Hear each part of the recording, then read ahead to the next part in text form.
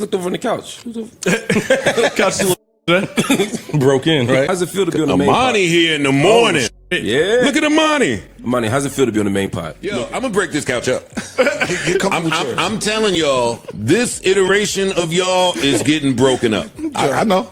You do know? I peeped. No, I peeped. It's 100% coming. I peeped. Okay. Yo, Joe Budden just shook things up and sent Mona home while swapping out Ice. And yes, this last episode of the Joe Budden podcast was a straight-up fork-in-the-road moment. Joe made some moves he'd been hinting at for a minute, and for those paying attention, you saw the new couch, aka Ice and Ish, completely broken up. A couple of weeks back, he even said, yo, I'ma break this couch up, and now we're seeing that play out. Fast forward to today, Mona's missing too. Could it be that her habitual lateness finally pushed Joe over the edge? Stay on, buddy. Maybe. And what about the main pod now with B-Dot and Imani? Better or worse? Honestly, I thought this episode landed really well. B-Dot might have been finding his footing on his first show, but he came prepared, understood the assignment, and executed like a pro. He was a proper replacement for Ice, who a lot of people swear is the music guy, but let's be real, he's not as informed as some make him out to be. B-Dot, he's actually a journalist. He's written articles, ran a blog. His experience goes way beyond just being Joe's friend or mounting TVs on the weekend. Ish was absent, and to be clear, that wasn't a shock. He and Ice had hinted at not being in this episode. I don't think anything dramatic happened. I just think Joe saw the content getting stale and wanted fresh energy with B-Dot and adding Imani to the main pod. Speaking of Imani, he did his thing, but his energy was dialed back a bit. He didn't want to overdo it, which is typical for him. On Patreon, he goes harder, but today was more restrained. And Joe himself, he took things up a notch. There was even that DJ echo effect to build drama, and I gotta say, that was interesting. It's been a minute since we saw that, and it added some spice. Mark Lamont Hill played his usual role too, stepping back as the B-mic so B-Dot and Imani could step in under this new format. Personally, I was low-key happy Mona wasn't there. Not saying she's bad, but her jokes and side tangents can bog down the conversation and derail the flow. And where was she? Joe didn't say anything. No, she's sick. No, she'll be back next week. He shouted out Ish, Ice, and the crew, but no Mona. My theory? Mona was probably on her way but ran so late that Joe said, yo, just stay home. And look, I've coordinated with Mona before. She's notoriously late, and during one interview, she casually admitted Joe doesn't really care. That level of tardiness, that's exactly what could have caused chaos. I'm gonna say this, Joe ain't saying nothing off camera about it. It's not a complaint like I'm in trouble, you know what I mean? But we talk shit about it and I am late, and on top of it, you know, I bring it up sometimes because I don't want to be late. I want to be better, and a lot of people struggle with that. To be honest, I got worse. Like, I got worse at a while, because that's the thing, like, that's that whole thing of like falling into that celebrity shit, because people treat you like that, bro. Latest shit, you get there, everybody smiling. Man, I'm like, wow, this is straight up disrespectful. You're ignoring the basics of your job. You signed up to show up on time. I think Joe would be cool if you were 20 minutes late, but pushing it to extremes, 40, 50 minutes, sometimes 30, that kills the flow of the pod. That's probably a big reason why she wasn't there. My take?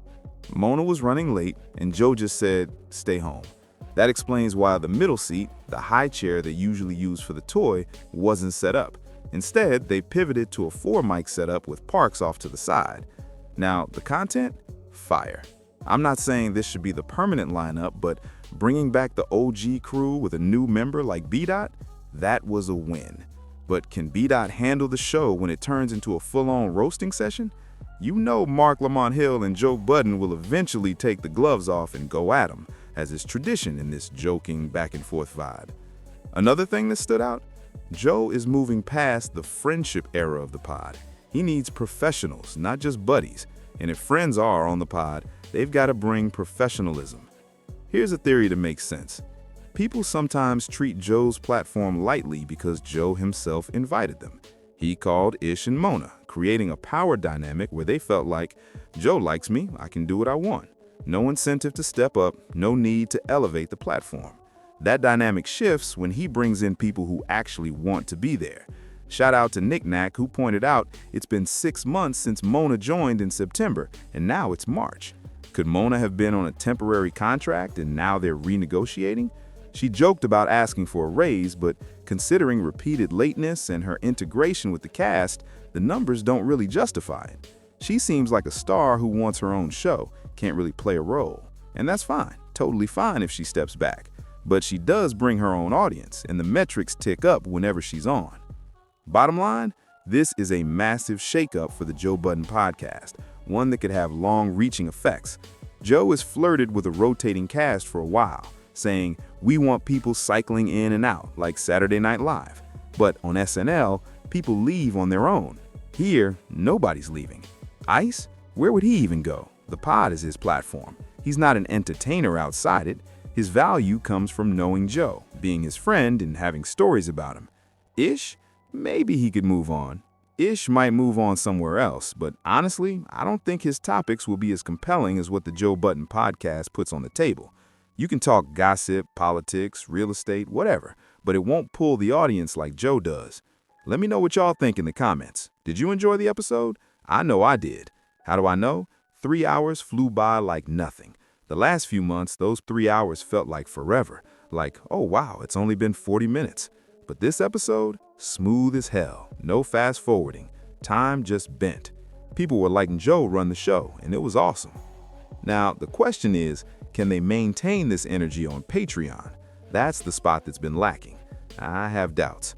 Filling dead air could be tricky for B-Dot. Remember, he's not used to podcasting 7 hours straight, so we might see that on episode 2. And Imani, can he adjust now that he's on the main pod instead of Patreon? I don't think this change is temporary.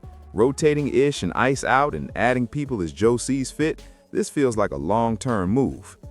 Alright, that's my take for now.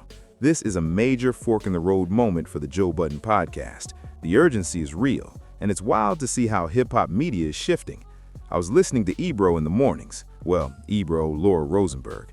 And I gotta say, I love that show now. Don't ask me how. She said the Netflix, iHeart